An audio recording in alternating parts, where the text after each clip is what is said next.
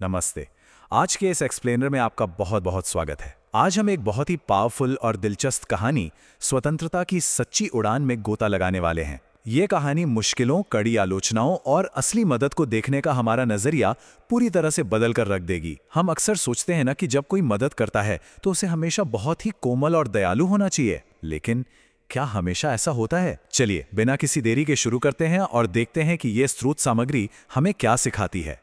अब जरा सोचिए, क्या हमने कभी किसी फूल की नाजुक सुंदरता को एकदम करीब से देखा है? कहानी की शुरुआत एक बहुत ही कोमल और काव्यात्मक तरीके से होती है। स्रोत सामग्री हमें प्रकृति की इस नाजुकता को देखने के लिए आमंत्रित करती है।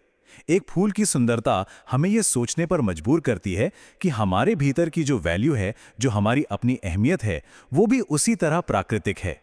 ये विचार हमें खुद की कीमत पहचानने का एक बहुत ही खूबसूरत आधार देता है। इसे थोड़ा और गहराई से समझते हैं। एक तरफ देखिए एक बहती हुई नदी को, जिसमें कभी न झुकने वाली ताकत और एक गहरी शांति है। और दूसरी तरफ जब कोई इंसान खुद को आईने में देखता है तो वो भी एक बेहद अनूठी और खूबसूरत रचना है ना? ठीक वैसे ही जैसे नदियां अपनी शक्ति के लिए जानी जाती हैं, हम इंसानों को भी अपने भीतर की उस असीम शक्ति को पहचानना होगा। हम खुद में एक बहुत ही खास रचना है। तो अब आते हैं कहानी के पहले हिस्से पर, छोटे पक्षी का संघर्ष, तूफान में खोया। कहानी हमें एक ऐसे छोटे पक्षी से मिलाती है जिसने अभी बस उड़ना सीखना शुरू ही किया था।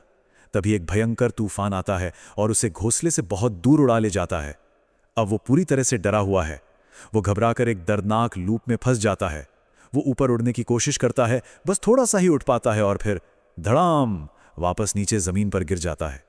ये ठीक उन पलों जैसा है जब हम किसी बड़ी मुसीबत में फंस जाते हैं और हमारी हर कोशिश नाकाम होती दिखती है। अब दूर बैठा एक काफी अनुभवी और बड़ा पक्षी अपने साथी के साथ ये सब देख रहा था। वो उस छोटे पक्षी को देखकर कहता है, इस छोटे को देखो, ये हार नहीं मान रहा है। इसके अंदर कुछ खास है। मतलब इतनी बार गिरने के बावजूद वो नन्हा पक्षी लगातार कोशिश कर रहा था। उस बड़े पक्षी ने तुरंत पहचान लिया था कि इस छोटे से जीव के अंदर एक जबरदस्त साहस है। और यहीं से शुरू होता है कहानी का दूसरा हिस्सा, अनुभवी पक्षी की चुनौती, एक कठोर सामना। वो थका हुआ, कांपता हुआ छोटा पक्षी उन बड़े पक्षियों के पास जाता है और मदद मांगता है। उसे लगा कि उसे सहानुभूति मिलेगी, कुछ प्यार भरे शब्द सुनने को मिलेंगे। लेकिन आगे जो होता है वो एकदम चौंकाने वाला है। प्यार देने के बजाय बड़ा पक्षी उसे एक बहुत ही चुभने वाला ताना मारता है। अगर उड़ना नहीं आता तो घोंसले से निकला ही क्यों था? और इतना ही नहीं, उसका साथी भी जोर से हंस पड़ता है। जरा इमेजिन कीजिए उस डरे हुए छोटे पक्षी पर क्या गुजरी होगी। यहाँ पे कहानी का टोन थोड़ा सीरियस हो जाता है। जाहिर है छोटे पक्षी को यह अपमान बहुत बुरा लगा, लेकिन यहाँ सबसे जरूरी बात नोटिस करने वाली है। वो रोया नहीं, उसने कोई शिकायत नहीं की। वो बिल्कुल चुप रहा और उस अपमान को पी गया।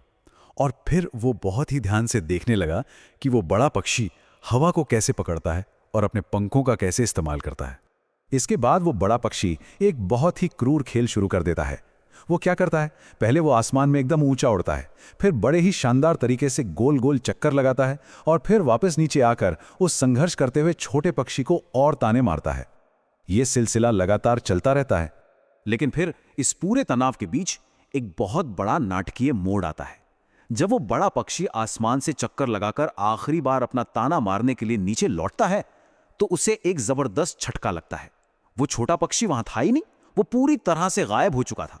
तभी बड़े पक्षी का साथी मुस्कुराते हुए इस चौंकाने वाली सच्चाई से पर्दा उठाता है। वो कहता है, वो उड़ गया और इस बार वो गिरा नहीं।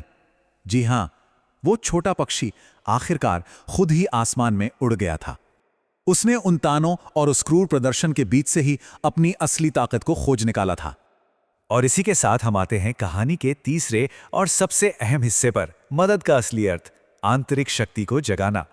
जो व्यवहार हमें अब तक केवल क्रूर लग रहा था, उसके पीछे की असली वजह अब सामने आती है। बड़ा पक्षी कोई विलन नहीं था। वो अपनी इस रणनीति को समझाते हुए कहता है, मैंने उसे उठाकर नहीं सिखाया, मैंने उसे चुनौती देकर जगाया। वो जानता था कि अगर उसने उस छोटे पक्षी को प्यार से उठाकर घर छोड़ दिया होता तो वो हमेशा के लिए उस पर निर्भर हो जाता। तो यहां से हमें सच्ची मदद की एक बिल्कुल नई परिभाषा मिलती है। सच्ची मदद हमेशा मीठी या आसान नहीं होती। असल सपोर्ट अक्सर एक बहुत ही कठिन चुनौती के रूप में सामने आता है, जिसका मकसद किसी को उसकी खुद की काबिलियत पर भरोसा करने के लिए मजबूर करना होता है। सच्ची मदद इंसान को निर्भर नहीं बनाती, बल्कि उसे आजाद करती है। चलिए अब इस एक्सप्लेनर के आखिरी हिस्से की तरफ बढ़ते हैं, सच्ची ताकत की खोज, उड़ान का दर्शन। देखते हैं कि स्रोत सामग्री इससे क्या दार्शनिक सबक निकालती है।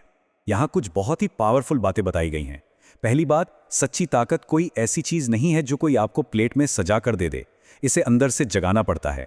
हमारी जिंदगी में जो संघर्ष और मुश्किलें आती हैं, वो असल में रुकावटें नहीं हैं, बल्कि वो चुनौतियां तो एक आग की तरह हैं जो हमारे अंदर छिपे हुए उस साहस को बाहर लाती हैं, जिसके बारे में हम खुद भी नहीं जानते थे।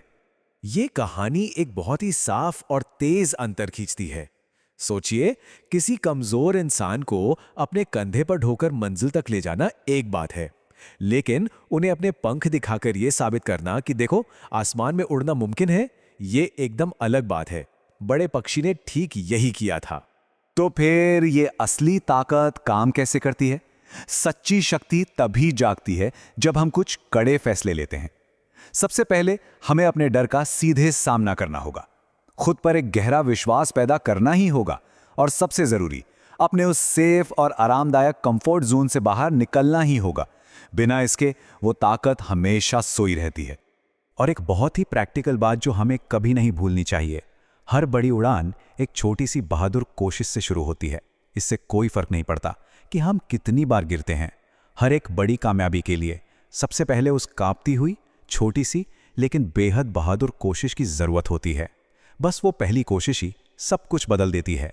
स्रोत सामग्री इस बात पर खास जोर देती है कि जब भी हम जिंदगी में खुद को डरा हुआ, हारा हुआ या खोया हुआ महसूस करें, तो बस ये याद रखें, जिस ताकत की हमें उस वक्त सबसे ज्यादा जरूरत है वो बाहर कहीं नहीं है। वो ताकत पहले से ही हमारे अंदर मौजूद है, बस सही चुनौती और जागने का इंतजार कर रही है। तो इस एक्सप्लेनर को खत्म करने से पहले चलिए हम सब अपनी खुद की यात्राओं पर विचार करें और खुद से एक सवाल पूछें। हमने अपनी जिंदगी में ऐसे किन तूफानों का सामना किया है जो शुरुआत में तो भयानक लगे, लेकिन असल में उन्होंने ही हमें हमारे छिपे हुए पंखों को खोजने पर मजबूर कर दिया। इसी सवाल के साथ आज की इस चर्चा को हम यहीं विराम देते हैं।